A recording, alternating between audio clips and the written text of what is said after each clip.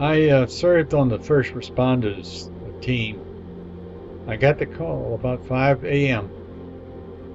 that I was needed to report for an emergency on the refinery, and we needed all hands on deck.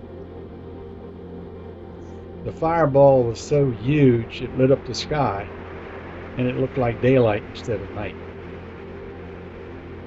So as I drove down the river road and got closer and closer to the refinery, I really questioned, should I be going into this hell? An early morning explosion left one worker dead, six others are still missing.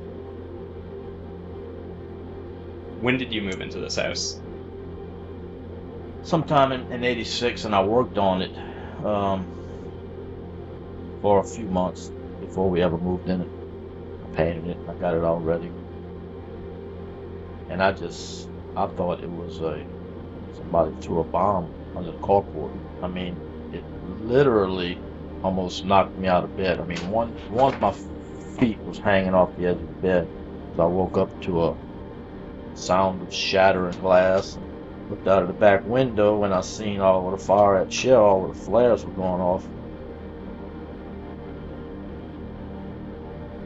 All I remember about the explosion was waking up with that loud noise and not knowing what was going on, and immediately running into the bedroom of my two children, Megan and Darren.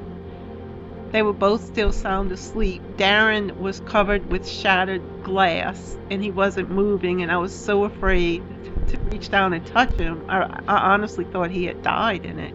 If it would have happened when people were awake, not only in the houses that got destroyed, but on the refinery.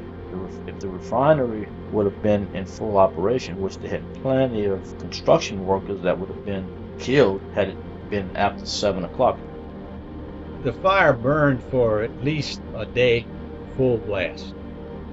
And then for about 3 days, there were small fires and hot spots. But it was about 3 days before anybody was allowed to go into the area and recover the bodies.